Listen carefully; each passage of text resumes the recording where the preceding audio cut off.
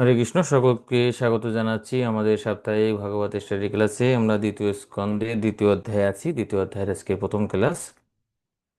আর এই অধ্যায়ের শিরোনাম হচ্ছে হৃদয় অভ্যন্তরস্থ ভগবান। জয় শিল প্রভুপাদ কি জয়। তো শুরুতেই আমরা প্রথমে যদি আমরা স্মরণ করি, গত ক্লাসে বা গত অধ্যায়ে আমরা আলোচনা করছিলাম প্রথম স্কন্ধে। সেখানে পরীক্ষিত মহারাজ প্রশ্ন করছিলেন একজন মৃত্যুপর্ষ একটি ব্যক্তি কি করা উচিত, সারা জীবন কি করা উচিত, সে সম্পর্কে বলছেন শ্রবণ কীর্তন করা উচিত, জড়জাগতিক বিষয়ে লিপ্ত হওয়া উচিত নয়। আর তারপরে সুখদেব গোস্বামী বর্ণনা করছেন, বিরাট রূপে বর্ণনা করছেন, আমরা সেখানে দেখেছি তাই না? কারণ যেহেতু সেখানে আরো অনেক মুনি ঋষিরা ছিল, তারা প্রথমে আহ, পরীক্ষিত মহারাজকে বলছিলেন যে পরমাত্মা ধ্যান করতে, নির্বিশেষ ধ্যান করতে, কেউ বলছিল দেবতার উপাসনা করতে। তো তাই তিনি তাদের প্রতি শ্রদ্ধা রেখে সে সম্পর্কে একটু বর্ণনা করছেন। আর এখানে তিনি পরমাত্মার কথা বলবেন। ওখানে গত অধ্যায়ে 22 নম্বর শ্লোকে বলা হয়েছিল যে ধারণা আশ্রয় কি, কিভাবে পরমাত্মার ধারণা করতে হয়, ধ্যান করতে হয় সে সম্পর্কে, সেটাও এখানে খণ্ডন করা হবে। এবং আলটিমেটলি যে ভগবানের কথা শ্রবণ কীর্তনই যে আসলে মানুষের কর্তব্য, পরম কর্তব্য, সে সম্পর্কে এখানে সিদ্ধান্ত আরোপ করা হবে। তো যাই হোক, আমরা আলোচনা করি এখানে। তো প্রথমে আমরা মোটামুটি 6টা সেকশনে ভাগ করছি আলোচনার সুবিধার্থে। আর আমরা আজকে আলোচনা করবো 1 থেকে 21 নম্বর শ্লোক পর্যন্ত, তারপরে 22 থেকে 37 পর্যন্ত আগামী ক্লাসে আলোচনা করব। তো 2 থেকে 7 নম্বর শ্লোক পর্যন্ত এখানে যে যে সমস্ত কর্মকাণ্ডী অনুসারী মুনি ঋষিরা সেখানে ছিলেন, তারা বলছে যে আমরা সোমরস নিয়ে এসেছি, তুমি এই সোমরস পান করে স্বর্গে যাবে। ঠিক আছে, অমৃত এনেছি, দেবতারা এসেছে, তাদের নিন্দা করা হয়েছে এখানে কর্মকাণ্ডকে। ঠিক আছে, এবং বুদ্ধিমান মানুষের উচিত নয় এই এই কর্মকাণ্ডে যুক্ত হওয়া। তারপরে কি রয়েছে, পরমাত্মা মানে ধ্যান যোগীদের, যে পরমাত্মার বিবরণ দেওয়া হয়েছে। ঠিক আছে, পরমাত্মা উন্নত অনাসক্ত যোগীর ধারণ আশ্রয়, আকার নাম ভূষণ উপকরণ প্রভৃতি সম্পর্কে আলোচনা করা হবে। তারপরে 2 প্রকার যোগীর ধারণ আশ্রয়। আমরা জানি যে ভগবদ গীতা থেকে কিন্তু জানি যে যোগ রুরুক্ষু আর যোগ রূঢ়। রুরুক্ষু মানে মানে প্রথম কি বলে, অনভিজ্ঞ যোগী। ঠিক আছে, আসক্ত যোগী। আর যোগা রূঢ় মানে অনাসক্ত যোগী। তো তাদের আবার উভয়ের ক্ষেত্রে 2 ধরনের ধ্যানের প্রসেস রয়েছে। যিনি উন্নত তিনি পরমাত্মা ধ্যান করেন সরাসরি, আর আসক্ত যোগী তিনি বিরাট রূপে ধ্যান করে। এই বিরাট রূপে ধ্যান করতে করতে তার অনাসক্তি আসে। 15 থেকে 21 পর্যন্ত এখানে আলোচনা করা হচ্ছে একজন উন্নত যোগীর জন্য দেহত্যাগের প্রক্রিয়া কি, তিনি কিভাবে, একজন উন্নত যোগী যিনি পরমাত্মা ধ্যান করেন, তিনি কিভাবে মুক্তি লাভ করেন। দেখেন, জম থেকে প্রত্যাহার, তারপরে হচ্ছে ব্রহ্ম উপলব্ধি, তারপর ষটচক্র যোগ। ঠিক আছে, আমরা জানি আমাদের দেহের 6টি চক্র রয়েছে, সে সম্পর্কে আলোচনা করব। ভগবদ গীতাতেও এই সম্পর্কে আলোচনা করা হয়েছে। এবং পরিশেষে তিনি ভগবানের কথা চিন্তা করে মুক্তি লাভ করেন এ পর্যন্ত। তারপরে 22 থেকে 32 পর্যন্ত এখানে ক্রম মুক্তি, মানে বিভিন্ন লেভেলের, ঠিক আছে, বিভিন্ন পর্যায়ে মুক্তি ধাপ সম্পর্কে আলোচনা করা হয়েছে। এবং পরিশেষে 33 থেকে 37 পর্যন্ত সর্বোত্তম পথ কোনটি, সেটা হচ্ছে সাধন ভক্তি করা। ঠিক আছে, তার মানে এখানে একদম পর্যায়ক্রমে কিভাবে একজন মানুষ, তিনি একদম আধ্যাত্মিক জীবনে কিছুই জানেন না, হুম, আর সেখান থেকে তিনি শুরু করে একদম সে ভাগবতে কি এই ধাপে ধাপে বর্ণনা করা হয়েছে, যাতে যে কোনো ব্যক্তি তিনি এই ভগবানকে আশ্রয় করতে পারেন। তো ব্রহ্মার বাণী, ঠিক আছে, ব্রহ্মার সবচেয়ে শুভ এবং উপকারী, এবং 36 থেকে 37 বর্ণনা করছেন। তাই সাধন ভক্তি তথা শ্রবণ কীর্তন স্মরণ প্রভৃতি অনুশীলন করুন, সুখদেব গোস্বামী পরীক্ষিত মহারাজকে বলছেন, জীবনের পরিশুদ্ধি এবং ভগবানের পাদপদ্ম ও ভগবত প্রেম লাভ করুন। খুব সুন্দর একটি অধ্যায়। তো আমরা প্রথমে আলোচনা করবো 1 থেকে মূলত 7। 1 নম্বর শ্লোকে তো এখানে সুখদেব গোস্বামী বলছেন, এই জন্য এটা দেওয়া হয়নি। তো আমরা 1 নম্বর শ্লোক আলোচনা করব, হুম, কর্মকাণ্ডকে প্রত্যাহার। তো এখানে এই যোগসূত্রে বলা হচ্ছে, এমন কেউ কি আছেন যিনি বিরাট রূপের উপর ধ্যান করে সাফল্য অর্জন করেছেন। ঠিক আছে, এরকম অনেক সময় হয় না আমরা গীতাতেও দেখি অর্জুনের মনে অনেক সংশয় কিন্তু খেলছে, আর ভগবান সে সমস্ত, আমরা যখন বিশেষ করে এরকম সিস্টেমেটিক্যালি গীতা অধ্যয়ন করি তখন কিন্তু আমরা বুঝতে পারি অর্জুনের মনে কি আসছে, আর ভগবান তো অন্তর্যামী। আর সুখদেব গোস্বামী সম্পর্কে তো ভাগবতে বলাই হচ্ছে, ঠিক আছে, যে তিনি হচ্ছে কি মানে মানুষের হৃদয়ে প্রবেশ করতে পারেন। হৃদয়ে প্রবেশ করতে পারে কি একমাত্র পরমাত্মা। আর সুখদেব গোস্বামী হচ্ছে পরমাত্মার মতো শক্তিশালী, সেখানে বর্ণনা করা আছে। তাই তিনি পরীক্ষিত মহারাজের হৃদয়ের কথা জানেন। পরীক্ষিত মহারাজ চিন্তা করছেন যে আপনি যে পূর্বে যে বিরাট রূপের কথা বলছেন, আমি তো কিছু বুঝতে পারতেছি না তার। ঠিক আছে, তার ভক্তরা কিন্তু এই বিরাট রূপ সম্পর্কে বেশি ভালো বুঝতে পারে না বা আগ্রহী থাকেন না। তাই তার সংশয় ছিল। হুম। তো সেটির বিষয়ে এখানে সুখদেব গোস্বামী এই প্রথম শ্লোকে এখানে বলছেন। শ্রীশুক উবাচ এবং পুরা ধারণয়াত্মজোনি নষ্টাং স্মৃতিম পুত্র বরুদ্ধ তুষ্টম তথা সচর্যেদম অমগো দৃষ্টি যথা পয়াত প্রাগ ব্যবসায় বুদ্ধি। পড়েন কেউ? হরে কৃষ্ণ। অনুবাদ। শ্রী শুকদেব গোস্বামী বললেন, বিশ্ব সৃষ্টির পূর্বে ব্রহ্মা বিরাট রূপের ধ্যান করার মাধ্যমে ভগবানের সন্তুষ্টি বিধান করে তার লুপ্ত চেতনা ফিরে পেয়েছিলেন, এবং এই বিশ্ব প্রলয়ের পূর্বে ঠিক যেমন ছিল ঠিক সেইভাবে তার সৃষ্টি করতে সক্ষম হয়েছিলেন। হরে কৃষ্ণ। হুম। তো এখানে বলা হচ্ছে কি, কে প্রথম এই বিরাট রূপে ধ্যান করছিল? ঠিক আছে। তো এবং পুরা ধারণয়া আত্মনোজনী, আত্মজনী মানে কি? আত্মজনী মানে এখানে বলছে ব্রহ্মার কথা। ঠিক আছে, মানে একদম সৃষ্টির শুরুতে, আমরা জানি না, আমরা সামনে জানবো যে কিভাবে ব্রহ্মার জন্ম হয়েছে এবং ব্রহ্মা কিভাবে ভগবানের ধ্যান করছেন এবং এই জড়জগৎ সৃষ্টি করছে, তার বিস্তারিত এই অধ্যায়ে বর্ণনা করা হয়েছে। এবং তৃতীয় স্কন্ধে, সরি এই অধ্যায় না, এই স্কন্ধে, দ্বিতীয় স্কন্ধে এবং তৃতীয় স্কন্ধে সে সম্পর্কে আরো বিশদ বর্ণনা করা হয়েছে। তো প্রথমে এখানে বর্ণনা করছেন এবং পুরা ধারণায় আত্মজনী নষ্টাম ছিতিন, কেন তিনি এই বিরাট রূপে ধ্যান করছিল? কারণ তার তিনি পূর্বকল্পে, অর্থাৎ তার দিনের ঠিক পূর্বে, দিনের ঠিক না, সরি,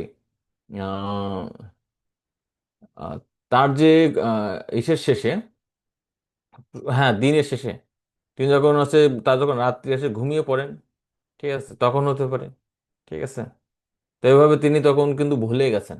ভুলে যাওয়ার পর তখন তিনি নষ্টান চেতিন, প্রতি অবরুদ্ধ তুষ্ঠাৎ, তিনি ভগবানের বিরাট রূপে ধ্যান করছেন, তথা সৎসর্যে ইদম অমোঘ দৃষ্টি, তিনি তখন আবার সেই দিব্য দৃষ্টি লাভ করছেন। ঠিক আছে, অমোঘ দৃষ্টি। তিনি বুঝতে পারছেন তিনি আবার সে ত্রিকাল, যে তিনি কে ছিলেন, তিনি ব্রহ্মায় ছিলেন। তো অনেক সময় আছে গভীর ঘুমে যদি আমরাও থাকি, আমরাও কিন্তু ই করতে পারি না, বুঝতে পারি না যে আসলে আমি কি ছিলাম না ছিলাম। পরে আস্তে আস্তে আস্তে স্মরণে আসে। ঠিক আছে। হ্যাঁ, যথাপয়াত প্রাক ব্যবসায় বুদ্ধি, এখানেই ছিল প্রভুপাদ তাৎপর্য, এই ব্যবসায় বুদ্ধি শব্দের কথা বর্ণনা করছেন। তা আপনারা বলেন তো, ভগবত গীতাতে এক জায়গায় ব্যবসায় বুদ্ধির কথা বলা হয়েছে, সে শ্লোকটাকে বলতে পারবেন?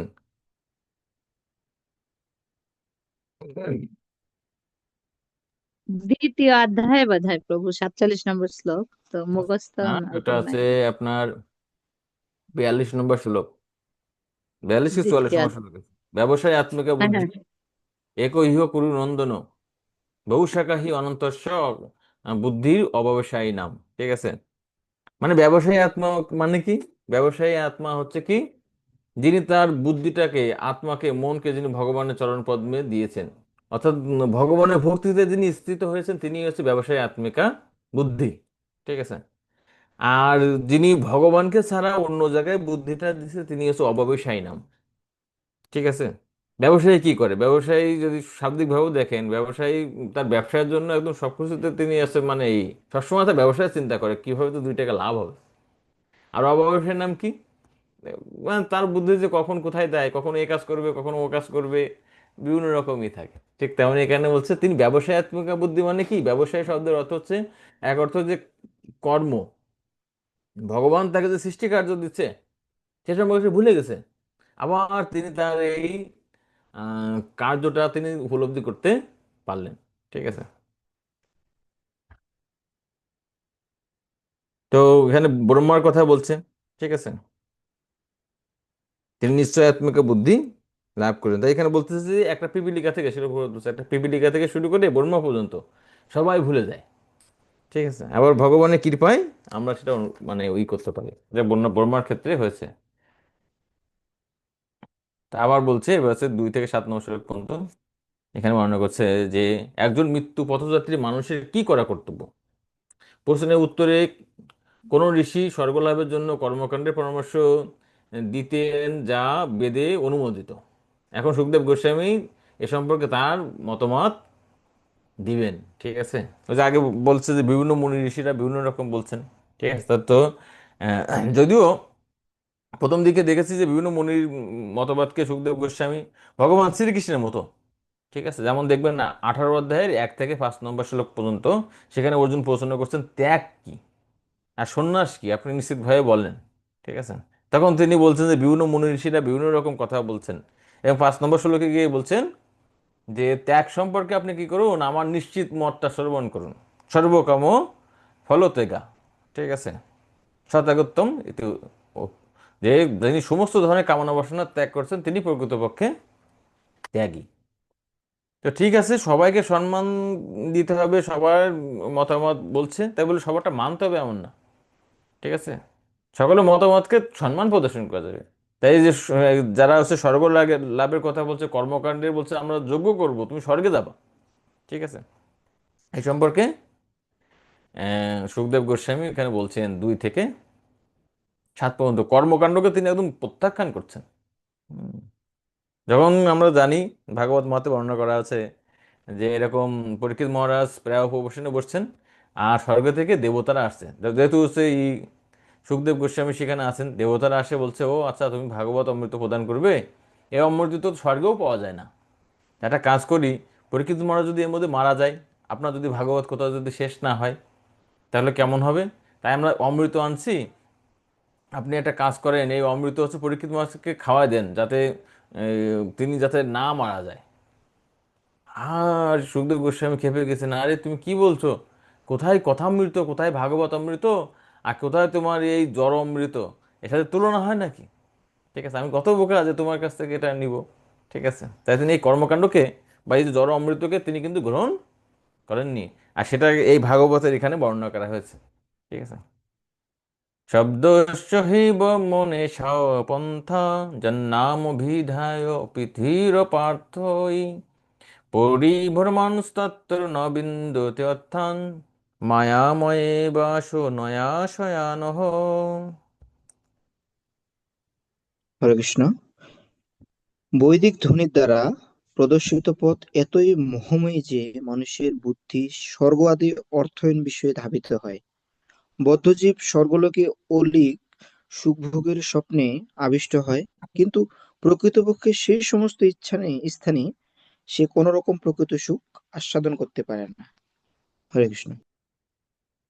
তো এখানে বলছে শব্দস্য হি ব্রহ্মণ এসো পান্থ নামভি।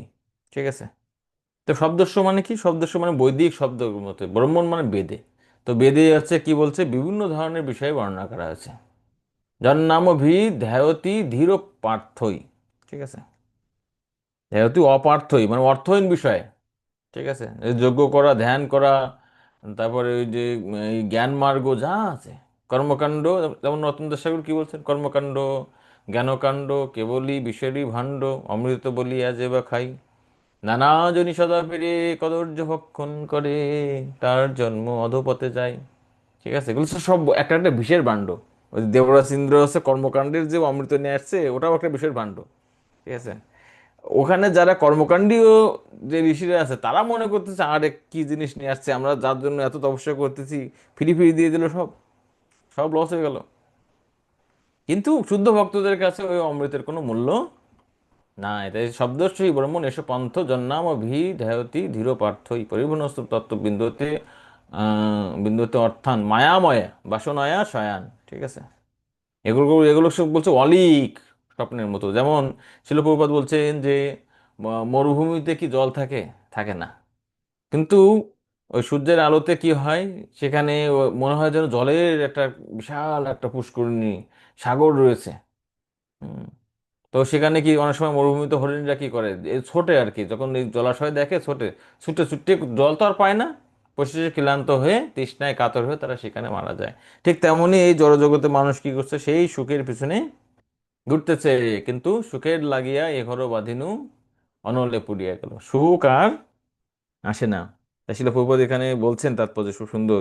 বদ্ধজীবেরা কর্মের কঠিন আইনের অধীনে এবং সেই কর্মের প্রভাবে তারা ব্রহ্মলোকে যায়, আবার কখনো পাতাল লোকে যায়, ঠিক যেমন একটি অবোধ শিশু নাগরদোলায় উঠে ঘুরতে থাকে। হুম। যখন উপরে থাকে মনে করে কি, বাহ আমি উপরে আসলাম, ও নিচে আসলাম আমি, ঠিক আছে, কিন্তু প্রকৃতপক্ষে যে নাগরদোলায় আছে সে বুঝতে পারে যে নাগরদোলায় আসলে কি জ্বালা, ঠিক আছে।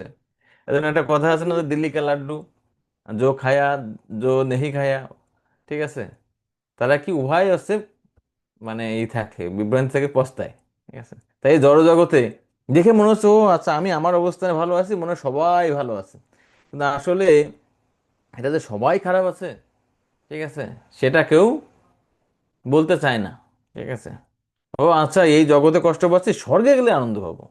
শিল প্রভুপাদ বলছে স্বর্গে না, এমনকি ব্রহ্মলোকে গেলেও কোনো আনন্দ নাই, সেখানেও দুঃখ আছে, সেখানেও জন্ম মৃত্যু জরাব্যাধি দুঃখ দোষানু দর্শনম, ঠিক আছে, ভগবত গীতাতে বলছে। এই জড়ব্রহ্মাণ্ডে যা কিছু আছে দুঃখ রয়েছে, একমাত্র প্রকৃত আলয় ভগবত ধামেই সেখানে আনন্দ রয়েছে। তো এখন একদম লাস্টে দেখেন এখানে তাৎপর্য শিল প্রভুপাদ বলছেন, পরোক্ষভাবে শ্রী সুখদেব গোস্বামী প্রতিপন্ন করেছেন যে তার জীবনের অন্তিম সময়ে মহারাজ পরীক্ষিত যেন তথাকথিত স্বর্গলোকে উন্নীত হওয়ার বাসনা না করেন, পক্ষান্তরে প্রকৃত আলয় ভগবত ধামে ফিরে যাওয়ার জন্য নিজেকে প্রস্তুত করেন।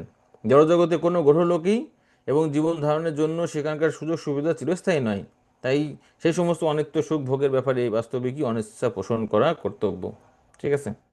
এখানে যে কর্মকাণ্ডের বিষয়ে বলছে, বলার মাধ্যমে তিনি পরীক্ষিত মহারাজকে বলছেন এই বিষয়ে আকৃষ্ট হওয়া যাবে না। পরোক্ষভাবে তিনি সে সমবেত ঋষিদেরও বলছেন আপনারা যে মার্গে আছেন সেটি তো ভুল। আর পরীক্ষিত মহারাজ কিন্তু অত্যন্ত বুদ্ধিমান, তিনি পরোক্ষভাবে তাকে বলছেন। 3 নম্বর শ্লোক, অত কবি নাম সুজাবোধর্থ ছদ অপ্রমত্ত ব্যবসায়ী বুদ্ধি সিদ্ধে অন্যার্থে ন যত তে তত্র পরিচ্ছন্নম তত্ত্ব সমীক্ষমান।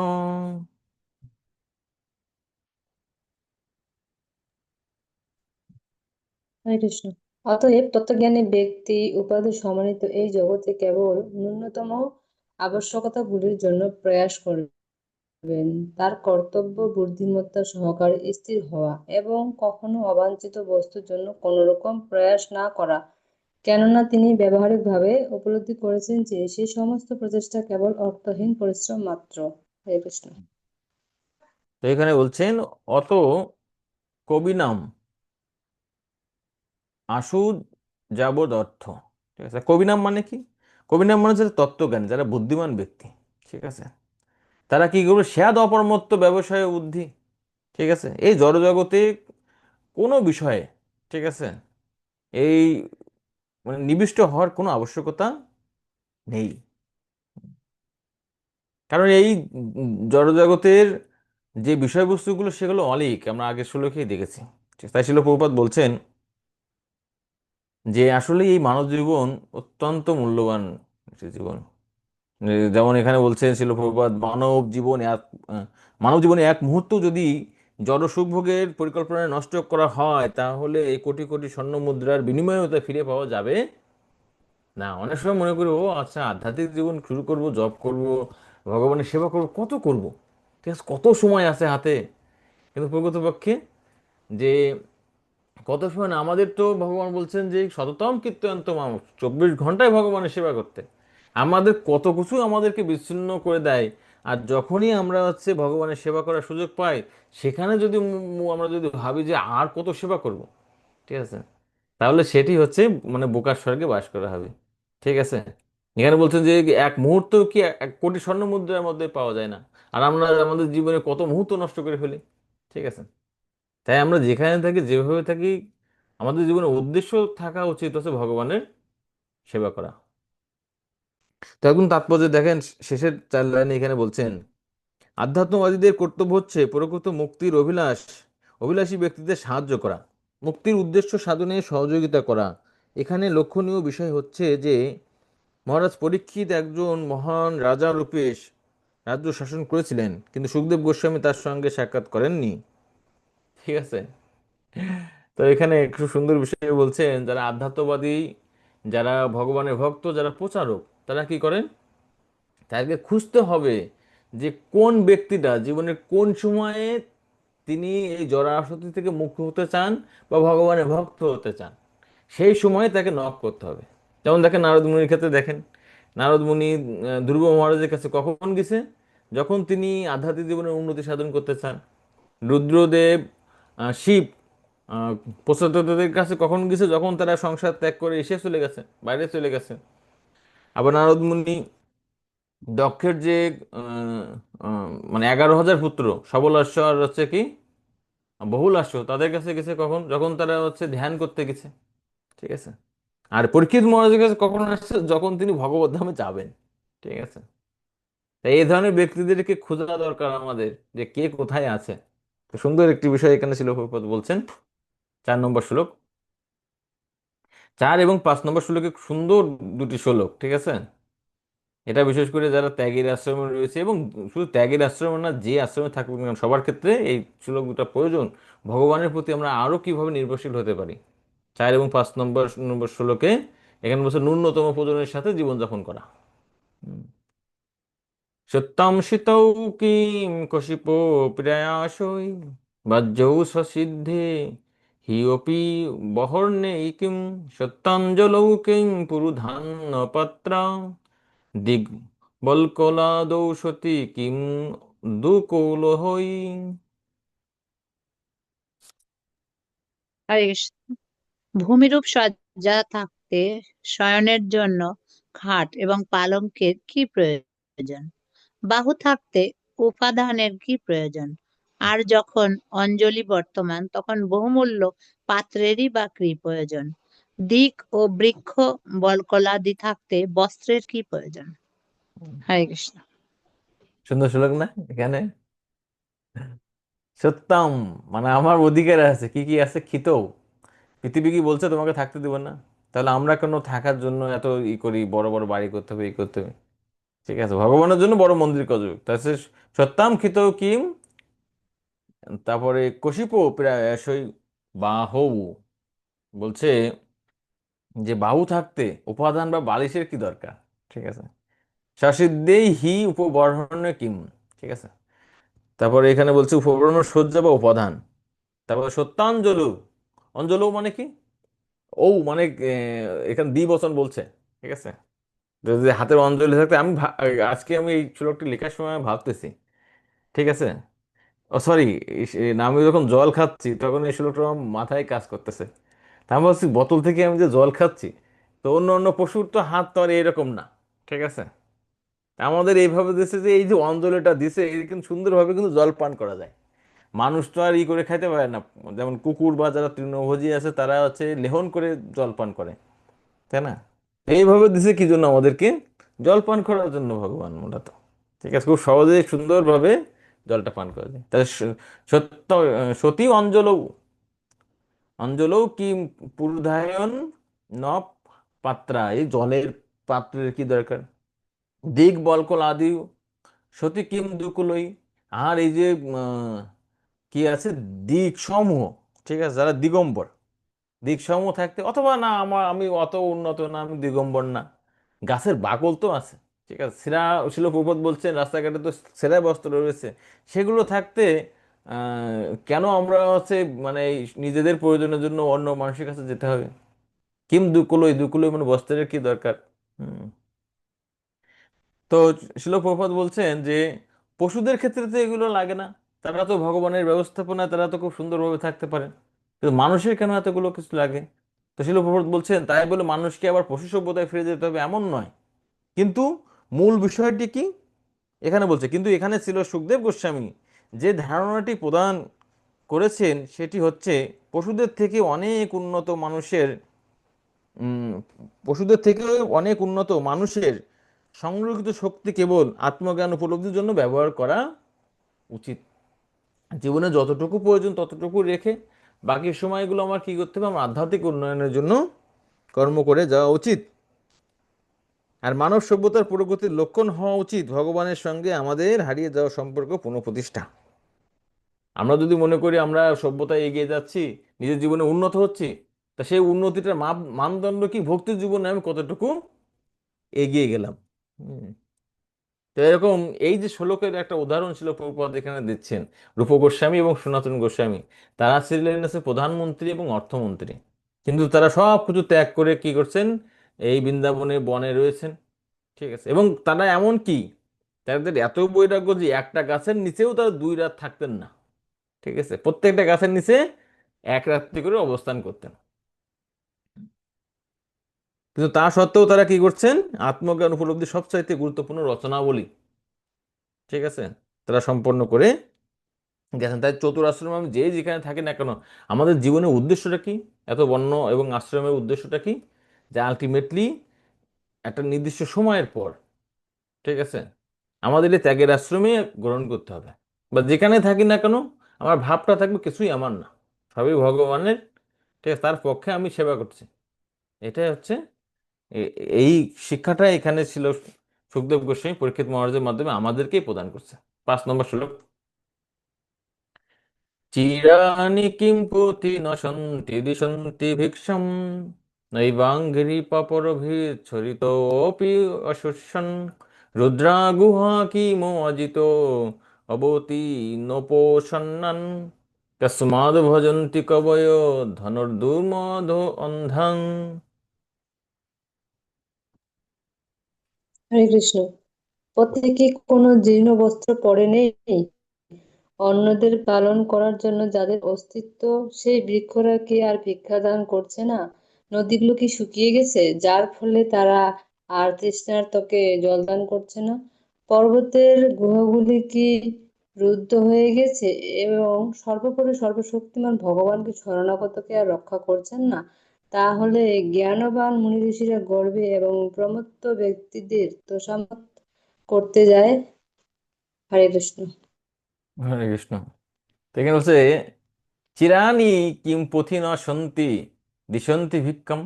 ঠিক আছে, তো এখানে বলছে চিরানি মানে কি, মানে মানে জীর্ণ বস্ত্র বা ছিন্ন বস্ত্র, এগুলো কি পথে কি পরে থাকেন? আপনারা দেখবেন পথে ঘাটে কিন্তু অনেক কিন্তু এরকম বন্ধু ছেঁড়া বস্ত্র থাকে। ঠিক আছে, দিশন্তি ভিক্ষম নৈব অঙ্গ্রিপা পরভৃত সরিত অপি অশুচন। বলছে যে তাহলে কেন আমরা হচ্ছে, যারা সাধুরা তারা কেন হচ্ছে অপরের হচ্ছে অনুগ্রহের জন্য বসে থাকবে? আর জলাশয়গুলো কি সরিত অপি অশুষ্ঠান, জলাশয়গুলো কি শুকিয়ে গেছে, সেখানে কি জল নাই? তো সেই জলটাই তারা তো পান করতে পারে। রুদ্রা গুহা, গুহাগুলো কি বন্ধ হয়ে গেছে যে আশ্রয় নাই? কিম অজিত অবতীর্ণ অপসন্নান, আর ভগবান অজিত বা শ্রীকৃষ্ণ কি তার ভক্তদেরকে কি রক্ষা করা বাদ দিয়ে দিছেন, যে আমাদের রক্ষার জন্য অপরের উপর নির্ভর করতে হবে? কস্মাৎ ভজন্তি কবয় ধন দুর্মদ অন্ধান। তাই যে সমস্ত গৃহমেধী, যারা ধন, তারপরে মান, এই সমস্ত এসে অহংকারী, কেন তাদেরকে হচ্ছে তোষামত করতে যাবে মুনি ঋষিরা? এজন্য মুনি ঋষিরা সাধারণত কি এই ধরনের যে গৃহমেধী অহংকারী ব্যক্তিদের সাথে মেশেন না।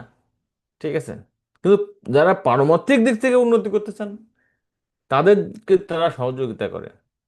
তাই গৃহে যদি কোনো সাধু মহাত্মা আসে, ঠিক আছে, এটা মনে করতে হবে যে নিতান্তই আমার সৌভাগ্যের ফলে তারা আমাদেরকে কৃপা দিতে আসছে। ও আচ্ছা, আমাদের কৃপায় তারা জীবন ধারণ করে, তো আমরা তাদের কাছে অনেক কল্যাণ করলাম। ঠিক আছে, এই ভাব করা উচিত নয়। তো শিল প্রভুপাদ এদিক থেকে আবার সন্ন্যাসী সাধুদেরকেও আবার সাবধান করে দিয়েছেন। ঠিক আছে, সন্ন্যাসী সাধুরা মহাত্মারা তারা কারোর ইসে যান না। কারণ গৃহস্থরা কি, তারা এই বাকি 3টা বর্ণকে তারা একদম শিশু সন্তানের মতো লালন পালন করেন। তো শিল প্রভুপাদ বলছেন সেই সুযোগ গ্রহণ করে, হ্যাঁ, ত্যাগের আশ্রমে থেকে কি করা উচিত নয়, তার অপব্যবহার করা উচিত নয়। তাই এখানে বলছে তাই শ্রদ্ধালু গৃহস্থদের দান করার যে প্রবণতা রয়েছে তার সুযোগ নেওয়া ভণ্ড সন্ন্যাসীদের উচিত নয়। হুম। তো শিল প্রভুপাদ এই বিষয়টা খুব সুন্দরভাবে এখানে বলছেন। ঠিক আছে, যে তাদের কেবল অন্ন বস্ত্রের সংস্থানের জন্য গৃহস্থদের কাছে গিয়ে তারা যদি ভিক্ষা করে, তাহলে সমাজের এই সর্বোচ্চ আশ্রমের অপমান করা হয়। ঠিক আছে, তার মানে এখানে বলছে যে ও আমি সবকিছু ত্যাগ করে ভগবানের খালি নাম ভজন করবো, এই করবো, আমি খাবো কি, আমার আমার জীবন ধারণ কিভাবে সম্পাদিত হবে। ঠিক আছে, তো যিনি একজন আধ্যাত্মিকভাবে উন্নত, যে তার জন্য ভগবান রয়েছে, আমাদের ভগবানের উপর নির্ভর করতে হবে। তো এখানে অবশ্য রক্ষিবে কৃষ্ণ, শিল প্রভুপাদ বলছেন, হরিদাস ঠাকুরের কথা বলছেন। হরিদাস ঠাকুর কি করতেন? হরিদাস ঠাকুর একটি গুহায়, ঠিক আছে, ফুলিয়াতে হরিদাস ঠাকুর ভ্রমণ করতে করতে এখান থেকে আসছেন, যে কি বলে, ওনার যে জন্মস্থান, এখন বলে ক্যারাগাছি, ঠিক আছে, আগের নাম ছিল হচ্ছে এই আরটা কি ছিল, ক্যারাগাছি থেকে তিনি আসেন হচ্ছে বেনাপোল, বেনাপোল থেকে হরিদাসপুর, হরিদাসপুর থেকে ফুলিয়া, ঠিক আছে, ফুলিয়া থেকে তারপরে শান্তিপুর হয়ে তিনি, শান্তিপুর নবদ্বীপ হয়ে তিনি গিয়েছেন হচ্ছে ইসে। তো ফুলিয়াতে থাকা গেলে একটি গোয়াতে তিনি থাকতেন। তো সেখানে একটি সাপ ছিল। তো হরিদাস ঠাকুর কোনো ভয় নেই, কিন্তু সেই সাপের জন্য অন্যান্য ভক্তরা ভয় পেত, তাদের গা জ্বালা করতো। তা হরিদাস ঠাকুর বলছে, আরে একটা প্রাণী রয়েছে, আমি আর আমার তো কোনো মূল্য নাই, আমি তো কারো সেবাও করতে পারি না, আর আমার জন্য একটা প্রাণী কষ্ট পাবে, বলছে ঠিক আছে তাহলে আমি তাহলে চলে যাই। আর সাথে সাথে সাপটা কি করছে, সবার সামনে দিয়ে ছেটে বেরিয়ে গেছে। তাই বলছে, আমরা যদি ভগবানের প্রতি যদি ই করি, আমাদের শরণাগতি থাকে, তাহলে কোনো কিছুই আসলে বাধা নয় ভক্তি জীবনে। ঠিক আছে, পৃথিবী বলছেন সকলের হৃদয়ে ভগবান রয়েছেন, শিল প্রভুপাদ বলছেন।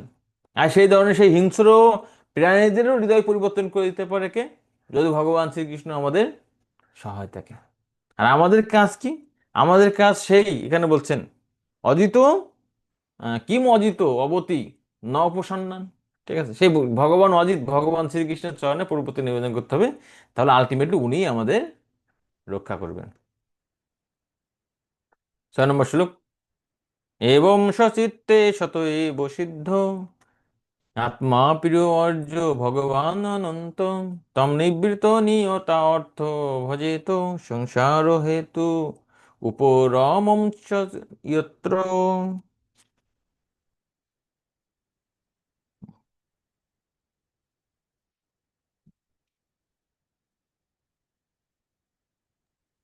হরে কৃষ্ণ। এভাবে স্থির হয়ে তার সর্বশক্তিমত্তার প্রভাবে সকলের হৃদয়ে বিরাজমান পরমাত্মার সেবা করা কর্তব্য। যেহেতু তিনি সর্বশক্তিমান পরমেশ্বর ভগবান নিত্য এবং অন্তহীন, তিনি জীবনের পরম লক্ষ্য, এবং তার আরাধনার ফলে মানুষ সংসারের হেতুরূপা অবিদ্যাকে দূর করতে পারে। হরে কৃষ্ণ। হরে কৃষ্ণ। তাই এখানে এই এবং, এবং মানে এইভাবে এখানে সিদ্ধান্ত প্রদান করছেন ছিল সুখদেব গোস্বামী, এবং সচিত্তে শতএব সিদ্ধ আত্মা প্রিয় অর্য ভগবান অনন্ত। ঠিক আছে, ভগবান অনন্ত, ভগবান শ্রীকৃষ্ণের সেবা করা উচিত। ঠিক আছে, এই যে কর্মকাণ্ড, জ্ঞানকাণ্ড, জাগতিক যে কর্তব্যগুলো আছে, মিনিমাম যতটুকু দরকার ততটুকু রেখেই সেগুলোতে এখানে মানে সমাপ্তি করা উচিত। ঠিক আছে, দাঁড়িয়ে দেওয়া উচিত। তম নিবৃত নিয়ত অর্থ ভজেত সংসার ও হেতু পরমম চ যত্র। ঠিক আছে, তাই ভগবানের সেবা করাই আমাদের জীবনের নিয়ত অর্থ, অর্থ প্রকৃত অর্থ। ধর্ম অর্থ কাম মোক্ষ, এটি প্রকৃত অর্থ নাই। কৃষ্ণ প্রেম, প্রেম পরমার্থ মহান। ঠিক আছে, সেবা সেটাই প্রকৃতপক্ষে সার্থকতা। 7 নম্বর শ্লোক, কস্ত্বম তনাদিত্য পরানুচিন্তা মিতে পশু নশতিম নাম কুর্যাৎ পশ্য পশ্যন অঞ্জম পতিতম বৈতরণ্যম সকর্মজন পরিতাপাঞ্জুষানম।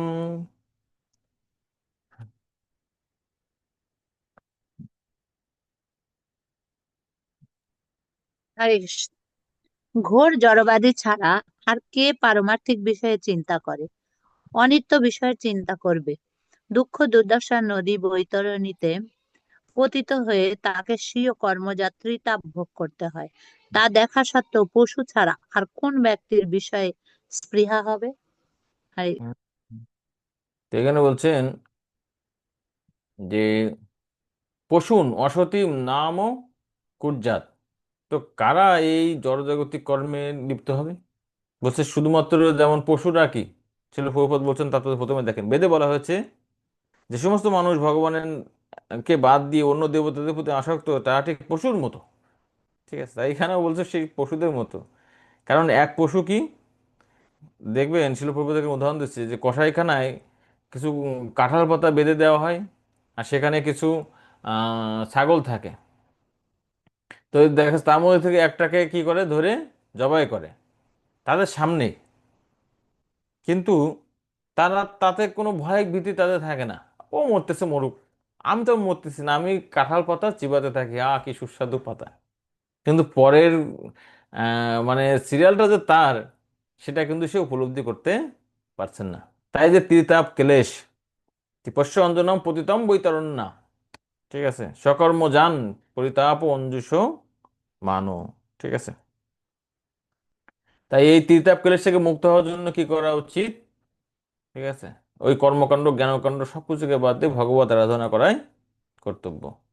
তো ছিল সুখদেব গোস্বামী, আমরা দেখেছি যে এখানে কর্মকাণ্ডকে প্রত্যাখ্যান করছেন। 8 থেকে 12 পর্যন্ত এখানে পরমাত্মা, ঠিক আছে, পরমাত্মা সম্পর্কে বর্ণনা করা হচ্ছে যে উন্নত যারা অনাসক্ত যোগীর তাদের ধারণা আশ্রয় কি। প্রথম অধ্যায়ে সেখানে আমরা কিন্তু লাস্টে দিকে দেখেছিলাম যারা আসক্ত যোগী তাদের কি করা উচিত, বিরাট পুরুষে ধ্যান করা উচিত। আর যারা অনাসক্ত যোগী, যারা যোগরূঢ় পর্যায়ে আছে, তারা কি করবে? তারা হচ্ছে পরমাত্মা ধ্যান করবে সরাসরি। তো এখানে বলছে সুখদেব গোস্বামী এখন প্রামাণিক ধারণাশ্রয় সম্পর্কে, যেটা হচ্ছে 22 নম্বর শ্লোকের প্রথম অধ্যায় জিজ্ঞাসা করছিল, দ্বিতীয় প্রশ্নের উত্তর দিচ্ছেন। ঠিক আছে, তিনি উল্লেখ করেছেন যে বিরাট পুরুষ, বিরাট রূপ হচ্ছে একজন নবীন বা আসক্ত যোগীর জন্য। এই 24 থেকে 25 নম্বর শ্লোকে ধারণাশ্রয় তিনি বিরাট রূপের 26 থেকে 39 পর্যন্ত বর্ণনাও প্রদান করছেন। তবে বিরাট রূপ তো আসক্ত যোগীর, সেই বিরাট রূপের স্বরূপ কি সেটা আমরা গত ক্লাসে দেখেছি 26 থেকে 39 পর্যন্ত, যে বিভিন্ন দেবতারা তার অঙ্গ, তারপরে বিভিন্ন লোক সমূহ তার অঙ্গ রয়েছে, বিভিন্ন অঙ্গ। হ্যাঁ, বিরাট রূপে সেখানে বর্ণনা দেওয়া আছে। আর এখন পরমাত্মার রূপ, যেটা এই 8 থেকে 11-তে বর্ণনা করা হচ্ছে, যা অনাসক্ত বা উন্নত যোগীর ধারণাশ্রয়।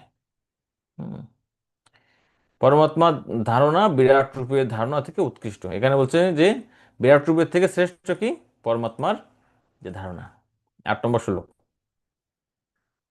কেশিচ্ছদেহান্তর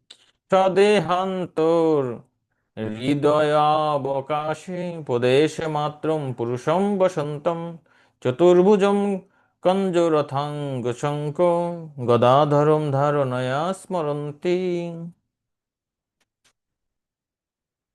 হরে কৃষ্ণ।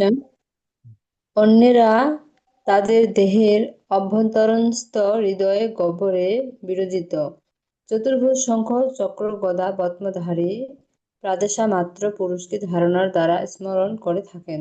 হরে কৃষ্ণ। হরে কৃষ্ণ। তো এখানে যে হৃদয়ে যে ভগবান রয়েছে, সেটা কি? তিনি হচ্ছে, শঙ্খ চক্র গদা এবং পদ্মধারী। হুম। তো যারা যোগী তারা কি করে? সেই পরমাত্মা ধ্যান করেন। তবে যোগী হলেও প্রাথমিক পর্যায়ে তিনি কিন্তু পরমাত্মা ধ্যান করতে পারেন না। তারা কি করে? তারা বিরাট পুরুষের বা বিভিন্নভাবে বিভিন্ন জিনিসের ধ্যান করতে করতে তারপরে তারা যখন উন্নত হয় তখন তারা এই ধ্যান করতে পারে। কিন্তু যারা মানে ভক্তিযোগী, তারা কিন্তু শুরুতেই কিন্তু ভগবান শ্যামসুন্দর, রাধা কৃষ্ণের, ঠিক আছে, রাধা মাধবের রূপ তারা কি করতে পারে? ধ্যান করতে পারে। ঠিক আছে, তো সেই ক্ষেত্রে কি একজন উন্নত যোগী সমান সমান একজন নবীন কৃষ্ণ ভক্ত বলা যেতে পারে। হুম। বা একজন সাধক ভক্ত একজন উন্নত যোগীর থেকেও শ্রেষ্ঠ।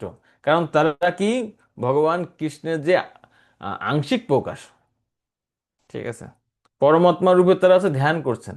আর তিনি ইতিমধ্যেই কি পূর্ণ প্রকাশ ভগবানের সেবা করছেন, যদিও তিনি ভক্তি জীবনে নবীন। তাই যোগের পূর্ণতা কখন প্রাপ্ত হয়? যোগের নাম অপি সর্বেশাম মদ্গত অন্তরাত্মানা চোদ্দবন ভজতে যে মাম সময় যুক্ত তমমতা। যোগীদের মধ্যে শ্রেষ্ঠ কি? যিনি আমাকে ভজনা করেন, আমার সেবা করছেন। 9 নম্বর শ্লোক, প্রসন্ন ভক্ত নলিনায়তৈক্ষম কদম্ব কিঞ্জ কিঞ্জল্ক পিসঙ্গ বাসম লসত লসত মহাহার রত্ন হিরণ্যময়াঙ্গদম স্ফুরন মহারত্ন কিরীট কুণ্ডলম।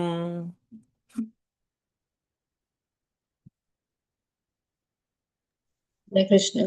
তার মুখমণ্ডল তার প্রসন্নতা ব্যক্ত করছে, তার চক্ষুদ্বয় কমল দলের মতো আয়ত এবং তার বসন কদম্ব পুষ্পের কেশরের মতো পীতবর্ণ এবং তিনি বহু মূল্যবান রত্ন সমূহের দ্বারা বিভূষিত। মহারত্ন খচিত স্বর্ণময় কিরীট ও কুণ্ডল মহামূল্যবান মণিসমূহের দ্বারা বিশেষভাবে দীপ্তমান। এখানে সেই পরমাত্মার হুম, আগে তো পরমাত্মার মানে একটা গ্লিমস দেওয়া হয়েছে, ঠিক আছে, শঙ্খ চক্র গদা পদ্ম, ঠিক আছে, চৈতন্য চরিতামৃতের মধ্যে বর্ণনা করা আছে যে বৈকুণ্ঠে যে নারায়ণ রয়েছে এই অস্ত্রের আছে লেভেল অনুযায়ী, ছিল প্রভুপাদ আগের শ্লোকে 8 নম্বর শ্লোকে তাৎপর্য বলছেন, অস্ত্রের হচ্ছে ধারণ মানে ধারণ করার যে রয়েছে কি বলে রোটেশন অনুযায়ী, ঠিক আছে। এই ভগবানের বিভিন্ন নাম রয়েছে, জনার্দন, আমরা যে তিলক করি বিভিন্ন নামে, বিশেষ করে যারা হচ্ছে বৈষ্ণব আচরণ করে, এই 24 জন বিষ্ণুর তারা হচ্ছে এই নাম গ্রহণ করে এই শরীরের বিভিন্ন স্থানে যে পূর্ণাঙ্গ আচমন যেটা তারা সেটা করে থাকে, ঠিক আছে। তো কারোর হয়তো ডান হাতে রয়েছে, আপনার মনে করেন আপনি যদি পর্যায় সারণী কি বলে ওকে, পর্যায় সারণী ঠিক না, মানে যদি করা হয় যে এখানে পদ্ম আছে, তারপরে এবার ডান হাতের যেটা আছে সেকেন্ড হ্যান্ড সেখানে আছে গদা, এভাবে পাল্টে পাল্টে দিলে কত হয়, 24টা হয়, ঠিক আছে। 24 ধরনের বিষ্ণু রয়েছেন। আর সেই বিষ্ণুদের এখানে বলছে মুখমণ্ডল কি হবে, চক্ষুদ্বয় কি, মানে ভগবান কত সুন্দর, পরমাত্মা যে কত সুন্দর, সে সম্পর্কে এখানে বর্ণনা করা হচ্ছে। 10 নম্বর, উন্নির্দরিত পঙ্কজ কর্ণিকালয়ে যোগেশ্বর স্থাপিত পাদ পল্লবম শ্রীলক্ষণম কৌস্তব ভর রত্ন কন্দর অম্লান লক্ষ্মণা বনমালী আচিতম। হরে কৃষ্ণ। তার শ্রী পাদপদ্ম মহান যোগীদের বিকশিত হৃদয় পদ্মের কর্ণিকা রূপ আবাসে সংস্থাপিত। তার বক্ষস্থলে শ্রীবৎস চিহ্নযুক্ত কৌস্তবমণি শোভা পাচ্ছে এবং তার স্কন্ধে নানা প্রকার রত্নসমূহ এবং তার গলদেশে অম্লান শোভা সমন্বিত বনমালায় বেষ্টিত। হরে কৃষ্ণ। তো পরমাত্মা কোথায় বাস করে, পরমাত্মা থাকে হৃদয়ে। তো হৃদয়ে একটা আছে, একটা পদ্ম আছে, সেই পদ্মের যে কর্ণিকা, ঠিক আছে, সেই কর্ণিকায় কে কে বসবাস করে বা কে কে সেখানে স্থির থাকে, দাঁড়িয়ে থাকে কে, সে বলছে তিনি পরমাত্মা, সে পরমাত্মা রূপে বর্ণনা করছেন। শ্রীবৎস রয়েছে, কৌস্তব মুনি রয়েছে, তারপরে বিভিন্ন রত্ন সমূহ, আর গলদেশে বনমালা, ঠিক আছে, একদম অ্যাজ ইট ইজ শ্রীকৃষ্ণের মতো। কিন্তু শ্রীকৃষ্ণ হচ্ছে দ্বিভুজ, তার যে 4টি এক্সট্রা আছে আছে, মাধুর্য আছে, তারপর হচ্ছে বেণু মাধুরী, রূপ মাধুরী, লীলা মাধুরী, ভক্ত মাধুরী, ঠিক আছে। এদিক থেকেই তাছাড়া এই পরমাত্মা এবং শ্রীকৃষ্ণের মধ্যে কোনো পার্থক্য নেই। বিভূষিতম মেখলয়াঙ্গুলিকৈ মহাধনেই নপুর কঙ্কনাদিবিঃ স্নিগ্ধমলা কুঞ্জিত নীলকুন্তলৈ বিরোচমনা আনন হাস্যপেশলম।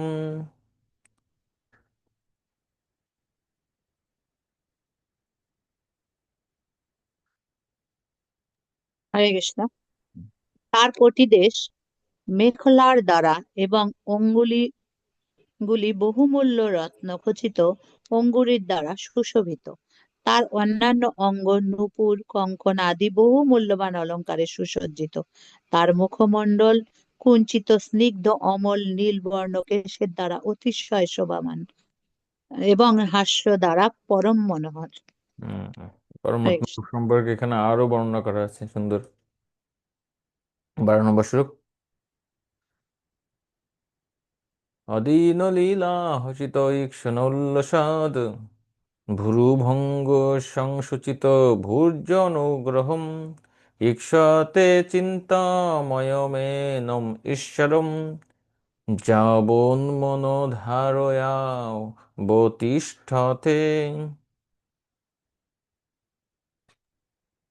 হরে কৃষ্ণ।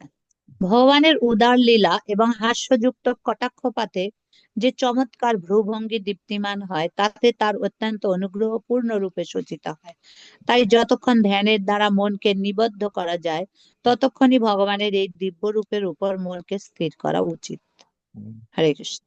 তো যারা ধ্যান করেন তাদের কথা এখানে বলছে, যে এই যে ভগবানের যে পরমাত্মা রূপ, যারা উন্নত যোগী তারা এইভাবে কি করে এভাবে তারা এই ধ্যান করেন।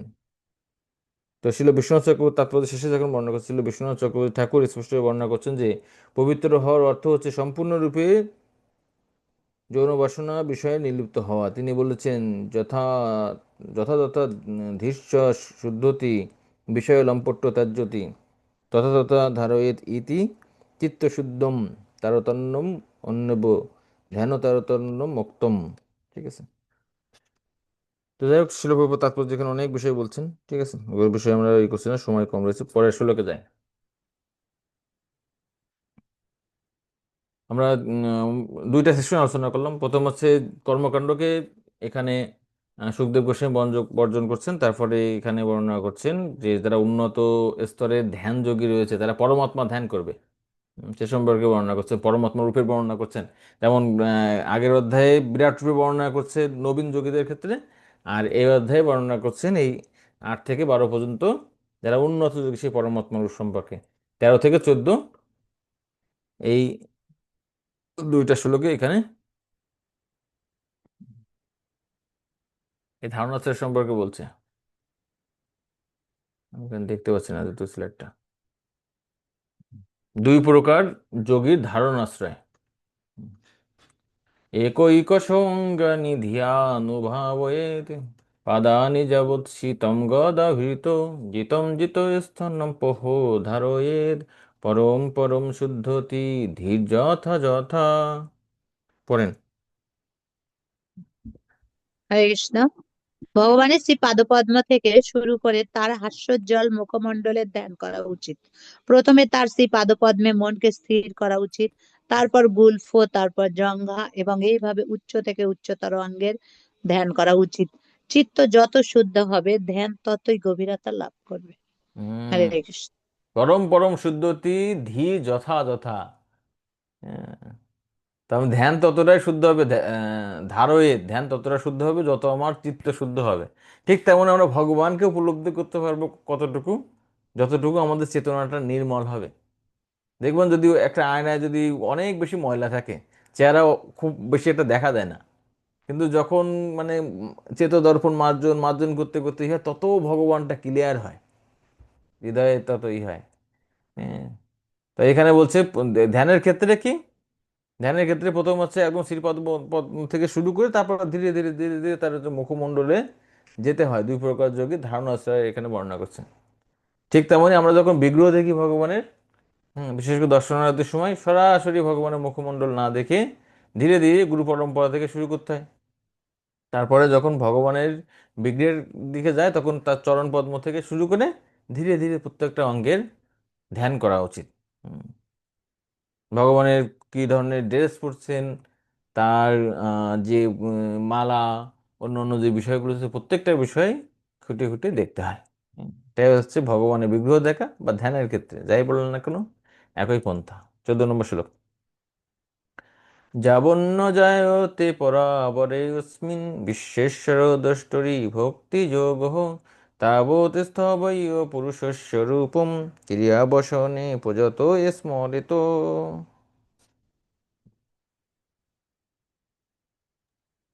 হরে কৃষ্ণ।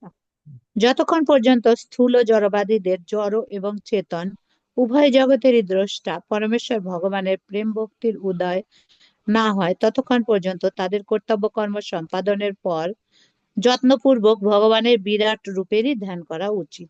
হরে কৃষ্ণ। ঠিক আছে। তো 13 নম্বর শ্লোকে কোন ধরনের যোগীর কথা বলা হয়েছে ধারণা আশ্রয়? যারা উন্নত স্তরের ধ্যান যোগী। ঠিক আছে, যোগী যারা রয়েছে। আর যারা দেখা যাচ্ছে নতুন যোগ অনুশীলন শুরু করছে, তারা বিভিন্ন ধরনের কর্ম করতে পারে, তাদের কর্ম ত্যাগ করার বিধান নেই, যেটি ভগবদ গীতাতেও কিন্তু ধ্যান যোগে বর্ণনা করা হয়েছে। তারা কি করবে? তারা কর্ম করবে, এবং বিরাট রূপের উদ্দেশ্যে তারা কি করবে? তারা তাদের সেই কর্মের ফল নিবেদন করবে, তারা বিরাট রূপে ধ্যান করবে। তাই 2 ধরনের যোগী ধারণাশ্রয়। 13 নম্বর শ্লোকে আছে উন্নত যোগীর ধারণাশ্রয়, কিভাবে তিনি আছে ই করবেন, ধ্যান করবেন, ধারণা করবেন। ঠিক আছে। আর এখানে বর্ণনা করছেন হচ্ছে আসক্ত যোগীর। তো 2 ধরনের যোগী সম্পর্কে আমরা দেখলাম এখন 15 থেকে 21 পর্যন্ত। তো এখানে হচ্ছে একজন উন্নত যোগীর জন্য দেহত্যাগের প্রক্রিয়া, তিনি কিভাবে তার দেহটাকে ই করবেন, এখানে মূলত ষটচক্র যোগ, ঠিক আছে। যোগের অনেক ধরনের ক্যাটাগরি আছে, অষ্টাঙ্গ যোগ, ষটচক্র যোগ, পতঞ্জলি যোগ, যদিও তাদের মধ্যে কিছু অন্তমিল আছে। তো এই ষটচক্র যোগীরা, যারা সিদ্ধ যোগী, তারা এই প্রক্রিয়ায় কি করে, তাদের দেহ ত্যাগ করে। হুম। তো 15 নম্বর শ্লোকে এখানে যম থেকে প্রত্যাহার পর্যন্ত 5টি স্তর এই একটা শ্লোকে বর্ণনা করছে।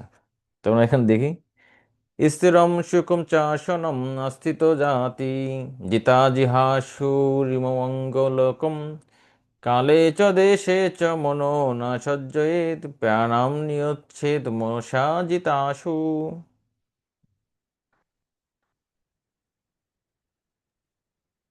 হরে কৃষ্ণ। হে রাজন, যোগী যখন এই মনুষ্য লোক ত্যাগ করতে ইচ্ছা করেন, তখন তার উচিত উপযুক্ত স্থান এবং কালের চিন্তায় উদ্বিগ্ন না হয়ে সুখকর আসনে উপবিষ্ট হয়ে প্রাণ ও ইন্দ্রিয় সমূহকে মনের দ্বারা সংযত করা। হুম। হরে কৃষ্ণ। তো এখানে বলছে যে যখন তার হচ্ছে, যারা উন্নত যোগী, তারা কিন্তু কি করতে পারে, তারা কিন্তু খানিকটা মানে স্বেচ্ছায়, তাদের যখন ইচ্ছা তখন তারা দেহত্যাগ করতে পারে। তো যখন তার মনে কোনো উপযুক্ত কাল আছে, উপযুক্ত সময় রয়েছে, তখন তিনি সুখকর স্থানে বসে কোনো বিষয়ে না করে তিনি তার ইন্দ্রিয়গুলো নিয়ন্ত্রণ করবেন। ঠিক আছে, একদম 5টা স্তর এখানে এখানে বর্ণনা করছে। পরের শ্লোকে যাই আমরা। এই 16 এবং 17 নম্বর শ্লোকে এখানে বলছে যে লব্ধ শান্তির স্তর। ঠিক আছে, তো দেখি, পড়েন কেউ, অনুবাদটা পড়েন। এখানে যে তৃষির পন্থা আছে, আমরা না পড়ি শ্লোকগুলো। হরে কৃষ্ণ। তারপর যোগীর কর্তব্য হচ্ছে তার নির্মল বুদ্ধির দ্বারা তার মনকে আত্মায় লীন করা এবং তারপর আত্মাকে পরমাত্মায় বিলীন করা। তার ফলে পূর্ণরূপে তৃপ্ত জীব তৃপ্তির পরম অবস্থা লাভ করে অন্য সমস্ত কার্যকলাপ থেকে বিরত হন। হরে তো কৃষ্ণ। এখানে এখন যে বিষয়গুলো আলোচনা করা হচ্ছে, যে একজন যোগীর অনেক বিষয়গুলো আমরা বুঝতে পারবো না। তো এখানে বলছে যে যোগীর কর্তব্য হচ্ছে কিন্তু বুদ্ধিটাকে প্রথম কি করা, মানে খুব সহজ একটা বিষয় আছে, যখন আপনারা সৃষ্টিতত্ত্ব বিষয়ে পাঠগুলো করবেন তখন বুঝতে পারবেন সৃষ্টি হয় কিভাবে। তো এই একদম 3 গুণের যে মিশ্রণ, যে মহত্তত্ত্ব, তারপরে মানে সূক্ষ্ম থেকে স্থূল বস্তুতেই হয়। আর যখন এই জড়জগতের হয় মানে বিলুপ্তি হয়, তখন স্থূল থেকে ধীরে ধীরে ধীরে ধীরে সূক্ষ্ম বস্তু, পরিশেষে মহত্তত্ত্ব, তারপরে হচ্ছে ভগবান বিষ্ণুর মধ্যে প্রবেশ করে। ঠিকই যোগী, মানে যখন কেউ দেহ ত্যাগ করে, বা বিশেষ করে যোগীরা যখন ভগবত ধামে গমন করে, ধ্যান যোগে পূর্ণতা প্রাপ্ত হয়, এটিও একটি প্রলয়। ঠিক আছে, তো একে বলে আত্যন্তিকী প্রলয়। ঠিক আছে, আবার ভগবানের ভক্তরা যখন ইসে যায়, ভগবত ধামে যায়, এটাও হচ্ছে আত্যন্তিক প্রলয়। ঠিক আছে, তাই এখানে সেই প্রলয় সম্পর্কে বলছে। এই যে বুদ্ধিটাকে কোথায় দিতে হবে, বুদ্ধিটাকে দিতে হবে আত্মায়, আর আত্মাকে দিতে হবে পরমাত্মায় বিলীন করতে হবে। ঠিক আছে, তার ফলে কি হবে, যে তৃপ্ত জীব পরম অবস্থা, ঠিক আছে, বা সমস্ত কার্যকলাপ থেকে যখন কেউ পরমাত্মাকে অনুভব করতে পারবে, ঠিক আছে, তখন তার আর কোনো জড় জগতের প্রতি থাকে না, তিনি তখন আত্মরম স্তরে চলে যান। ঠিক আছে, তার পরমাত্মার সাথে সম্পূর্ণ কানেকশন হয়ে যায়। এটা হয় জীবনের একদম শেষ পর্যায়ে। 17 নম্বর শ্লোকের অনুবাদটি পড়বেন কেউ।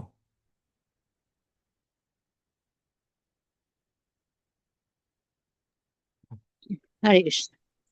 সেই লব্ধ শান্তির স্তরে স্বর্গের দেবতাদেরও নিয়ন্তা ও সংহারকারী কাল কোনো প্রভাব বিস্তার করতে পারে না। আর সামান্য দেবতা যারা প্রাকৃত জগতেই কেবল আধিপত্য বিস্তার করেন, তারা কি প্রভাব বিস্তার করবেন? সেখানে সত্য, রজ অথবা তমগুণ এবং অহংকার তত্ত্ব, জড় কারণ, সমুদ্র প্রধান বা প্রকৃতির কোনোই প্রভাব নেই। হরে কৃষ্ণ। তো ওই ওই যে বললাম যে প্রতিটি জড় উপাদান তখন ওই যে স্থূল থেকে সূক্ষ্ম চলে যায়। তাই যখন তিনি পরমাত্মাকে উপলব্ধি করেন, পরমাত্মাতে তার আত্মাকে পরমাত্মাকে সমর্পণ করতে পারেন কোন যোগী, তখন এই জড়জগতে সৃষ্টির অন্য কোনো উপাদান, এমনকি যে কাল, গ্রহ, কর্ম, কোনো কিছুরই তখন প্রভাব থাকে না। এই 18 নম্বর শ্লোকে বলছেন ব্রহ্ম উপলব্ধি, পড়েন তো। হরে কৃষ্ণ। যথার্থ পরমার্থবাদীরা জানেন যে পরম পদের সবকিছুই পরমেশ্বর ভগবান শ্রী বিষ্ণুর সঙ্গে সম্পর্কিত। তাই তারা যা কিছু ভগবানের সঙ্গে সম্পর্কবিহীন তা পরিত্যাগ করেন। ভগবানের সঙ্গে পূর্ণ প্রীতির সম্পর্কে সম্পর্কিত শুদ্ধ ভক্তেরা তাই কখনো বৈষম্যের সৃষ্টি করেন না। পক্ষান্তরে তারা ভগবানের শ্রী পাদপদ্মকে হৃদয়ে ধারণ করে সর্বক্ষণ তার আরাধনা করেন। হুম। হরে কৃষ্ণ। তো ব্রহ্মফুলুদ সম্পর্কে ভগবদ গীতাতে আছে, ব্রহ্মভূত পোষানাত্মা অসুচিত কাঙ্ক্ষতি সমসর্গস্য ভূতেষু মদ্ভক্তি লভতে পরম। ঠিক তেমনই এখানে কি বলছে যে সে সঙ্গে পূর্ণ প্রীতি সম্পর্কে শুদ্ধ ভক্ত কখনো বৈষম্যের সৃষ্টি করেন না। বৈষম্য সৃষ্টি করে না মানে কি, তারা দ্বন্দ্বভাব থেকে মুক্ত। এই ভালো এই মন্দ এই সব ভ্রম, ঠিক আছে। তাই তারা এই যে ব্রহ্মোপলব্ধি স্তরে যারা থাকে, এখানেও তাই বলছে, ঠিক আছে। পদম পরম পদম বৈষ্ণবনম আমনন্তি তৎ, যখন তারা এই ধরনের পদ প্রাপ্ত হয়, ঠিক আছে, শ্রীবিষ্ণুর সঙ্গে তারা যুক্ত হচ্ছে। তো এই এখানে এই 19 থেকে 21 পর্যন্ত এই আলটিমেটলি যখন যোগী যখন সমাধির পূর্ণ মাত্রায় ভগবানের সঙ্গে যুক্ত হচ্ছেন, তখন তিনি যে কোনো মুহূর্তে এই শকচক্র যোগের মাধ্যমে তিনি মানে একদম স্বেচ্ছা মৃত্যুর মতো, আমি এখন মরবো, আমি এখন ভগবত ধামে যাব, তিনি চাইলে জড়জগতে থাকতে পারেন, কারণ তিনি আত্মনাম পর্যায়ে আছেন, তার কোনো দুঃখ কষ্ট কিছুই নাই। এই ধরনের যোগী ইচ্ছা করলে কি করতে পারে, এই ষটচক্র যোগের যে আশ্রয়, আমাদের দেহে 6টি চক্র আছে, তাতে একটা থেকে আরেকটা করে পরিশেষে তিনি মুক্ত হতে পারেন, ঠিক আছে, ব্রহ্মরন্ধ্র দিয়ে, ব্রহ্মচক্রের মাধ্যমে। পড়েন 19 নম্বর শ্লোক। হরে কৃষ্ণ। এইভাবে মুনিরা ব্রহ্ম স্বরূপে অবস্থিত হয়ে শাস্ত্র জ্ঞানের প্রভাবে বিষয় বাসনা সমূহ সমূলে বিনষ্ট করে পাদমূলের দ্বারা মূলাধারকে রুদ্ধ করেন এবং প্রাণবায়ুকে সৎ স্থানে উন্নীত করে তাদের জড়দেহ ত্যাগ করেন। হরে কৃষ্ণ। তারপর শ্লোক। হরে কৃষ্ণ।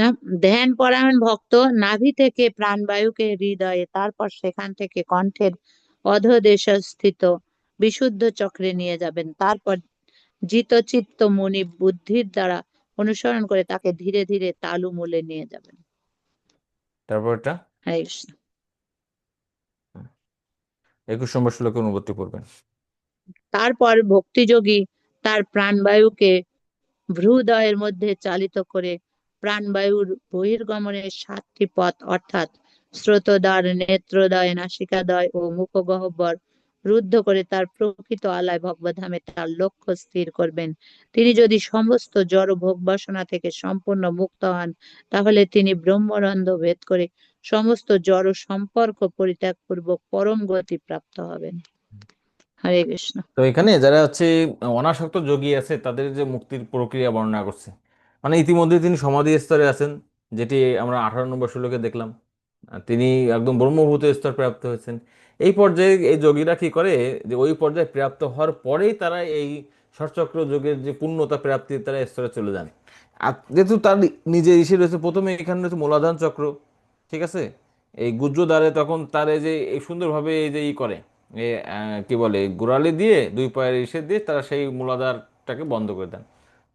তারপর ধীরে ধীরে ধীরে ধীরে এই কণ্ঠে এখানে নিয়ে আসেন, নিয়ে আসার পরে তারপর পরিশেষে এই যে মণিচক্র বলা হয় এখানে, ঠিক আছে, এই মণিচক্রে সেখানে নিয়ে তারা চিন্তা করে যে তাদের কোনো সমস্ত জড় বাসনা থেকে যখন মুক্ত হয়, পরিশেষে এই আত্মাটা, এখান থেকে কিন্তু আত্মাটাই কি করছে, চেতনায় আত্মাটাই তখন এই ব্রহ্মানন্দ ভেদ করে তারা তাদের সেই ঈপ্সিত লক্ষ্যে, যদি তাদের বাসনা থাকে তারা কোনো জড় উচ্চতর লোকে যায়, আর যদি সম্পূর্ণ 100% বাসনা থেকে মুক্ত হতে পারে তাহলে তারা চিৎ জগতে, ঠিক আছে, চিৎ জগতে তারা ফিরে যান, ঠিক আছে। তো এটি অত্যন্ত কঠিন একটি বিষয়, বিশেষ করে কলিযুগে মানুষের পক্ষে তো সম্ভবই নাই। তাই আমাদের উচিত কি, আমাদের উচিত ভক্তি যোগে যুক্ত হয়ে ভগবানের সেবা করা উচিত, এটাই সহজ, ঠিক আছে। হ্যাঁ, কি উন্নত কি অনুন্নত, যে কেউ এই যোগে যুক্ত হতে পারেন।